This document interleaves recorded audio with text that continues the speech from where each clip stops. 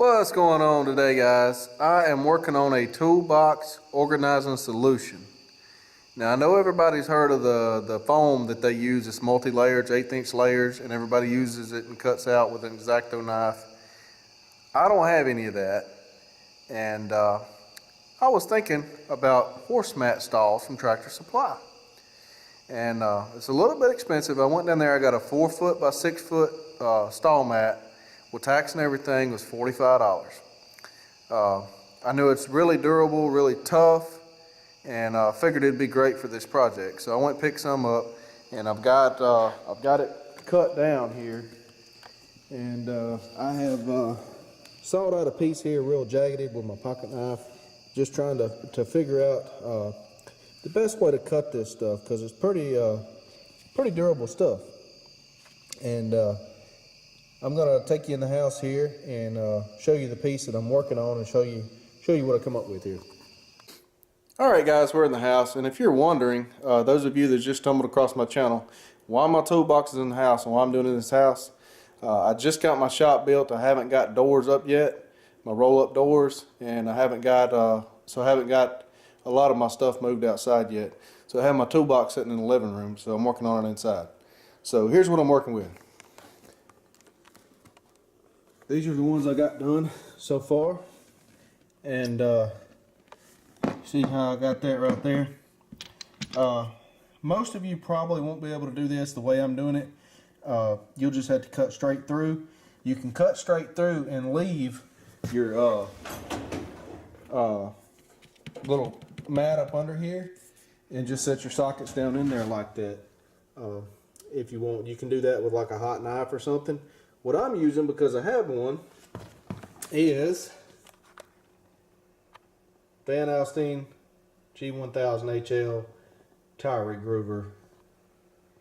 And for those of you who don't know what a tire regroover is, they use it on dirt track cars and racing sports in the dirt and whatnot, as well as on semi-truck tires. And this thing here is about 500 bucks. So most of you aren't going to have one. You're not going to go buy one. But you can get different width blades for this. If you can see that right there, it makes a little U. And it will cut out in rubber, and it makes a little U thingy out of it. Like this right here. I'll cut my hole out. Now if I had some wider blades, I could do a little bit better job, but this is just the blades that I have, so that's what I'm using. And I have this thing on the lowest setting right there. It's an 8 setting deal. You got 1, 2, 3, 4 on low, and then you flip it to high, and you got 1, 2, 3, 4 again. And like I say, I just got it on the lowest setting doing this. But I'm gonna set you up over here and let you see how I'm going about doing this. Alright guys, I've already got my mat here cut to the size of my top drawer of my toolbox. I actually cut this with a skill saw. It don't work that great because it starts trying to bind the blade up, and I kind of figured that, but it does cut it. If you're careful, you wear safety glasses, it chunks rubber everywhere. You can cut it with a skill saw. I laid a 2x6 under it and set my depth so that it would just barely skim the 2x6, and I did cut this with a skill saw just like you would plywood or something. But this would be a lot better if I had a correct marker. I'm using a metal marker, that's all I have, one of those metal paint markers. If I had like a silver Sharpie or something, would probably be great, but I don't have one. This is just a little magnetic bar that I got my sockets on here right now. I don't like it at all. I picked these up at Harbor Freight for like $4, so I figured I'd try them out. Don't really care for them, so I'm trying to do something different here. But basically what we're going to do is we're going to line all our sockets up.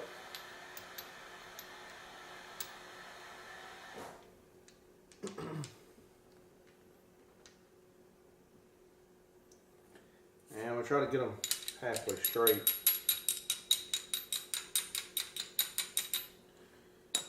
As we can.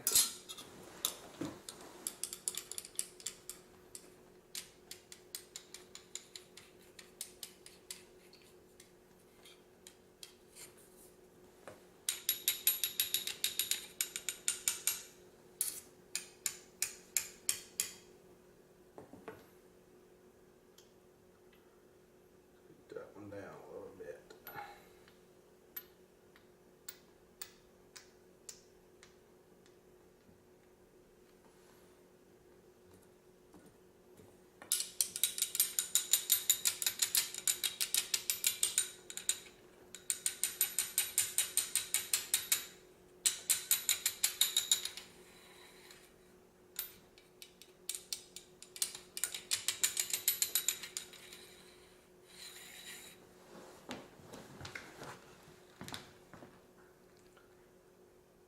You just kind of got to eyeball it to get it kind of where you think you want it to sit there.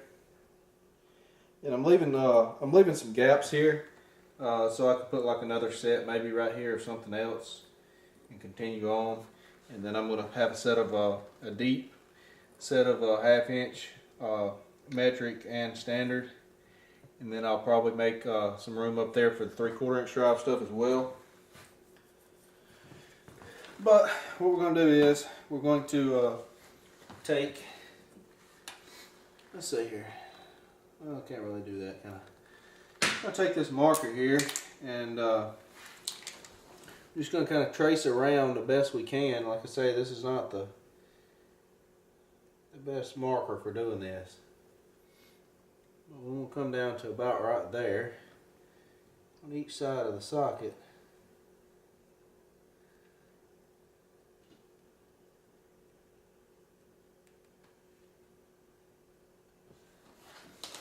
And we'll go to the other end, do the same thing.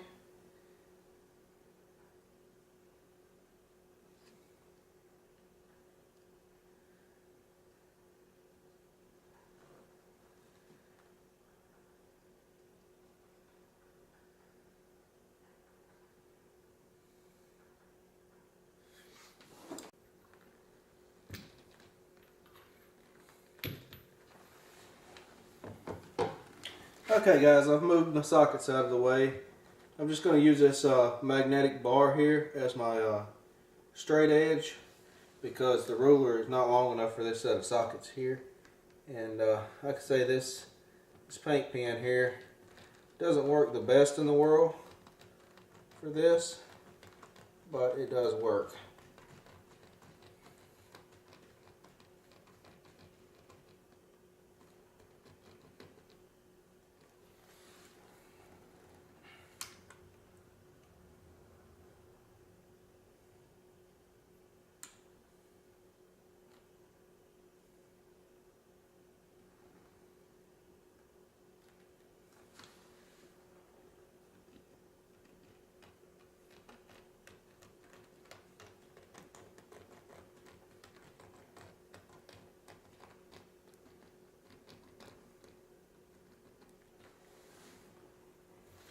Okay, we got that drawn out there best we can.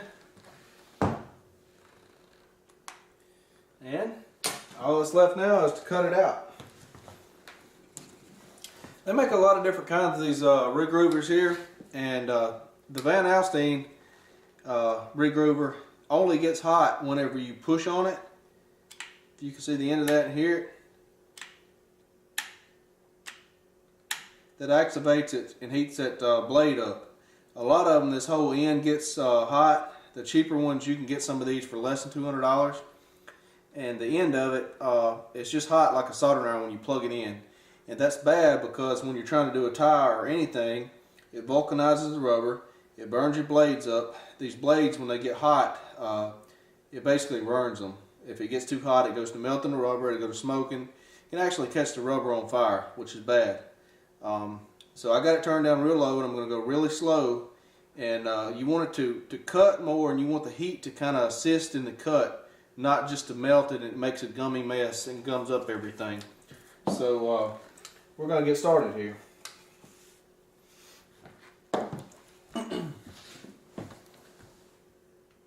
We'll just start like right here somewhere. Kind of push it in there, let it go to the bottom. And I have the depth set, so I'm probably an 1/8 inch from the bottom of the mat. And I'm just going really slow here. I can actually probably turn it up a notch till as long a run as I got till I get to the ends. We'll turn it up 1 notch there.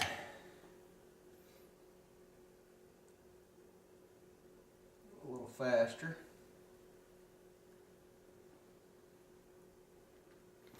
Turn it up 1 more notch there.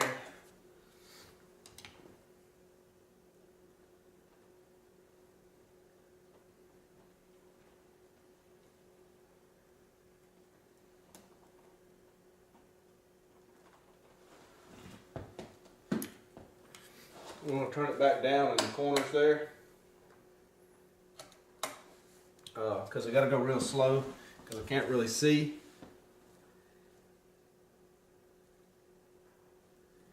And like I say, if you stay in the same spot, it'll start melting the rubber and that blade will get really hot there. It'll burn the blade and everything.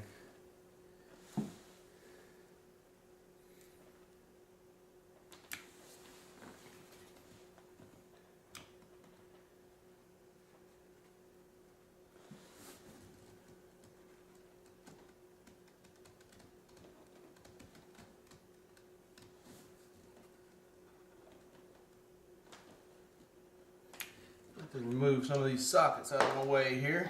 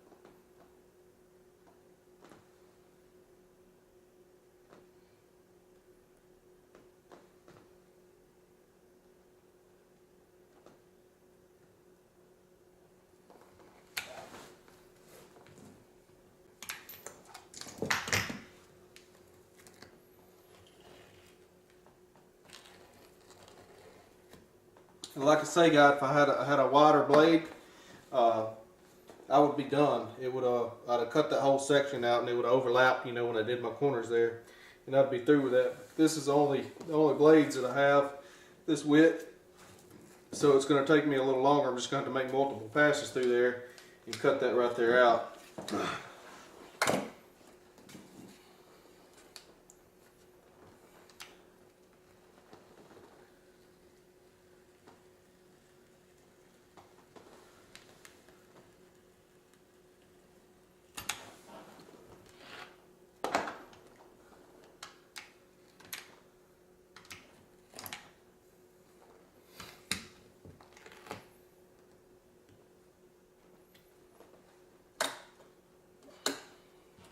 Just going to turn it down low and go slow with it, because that blade will get super hot and it'll burn it there pretty quickly.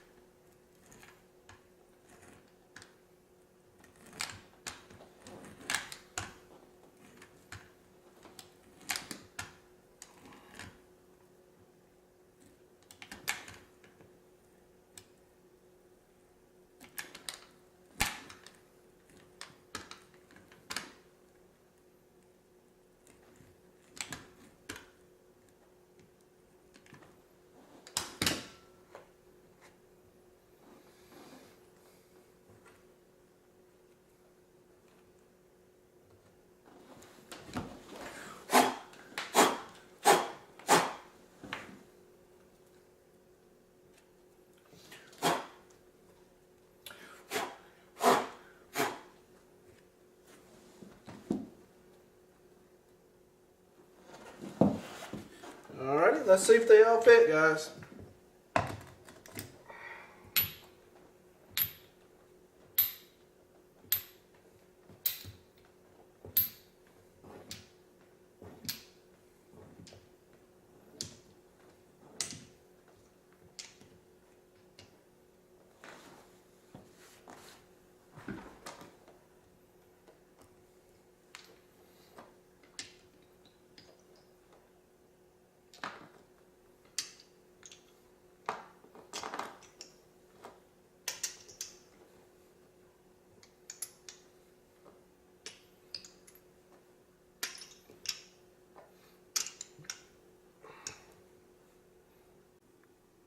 Alright guys, this is the best they're going to get today. I've been at this probably about 4 hours. I'm tired of messing with it.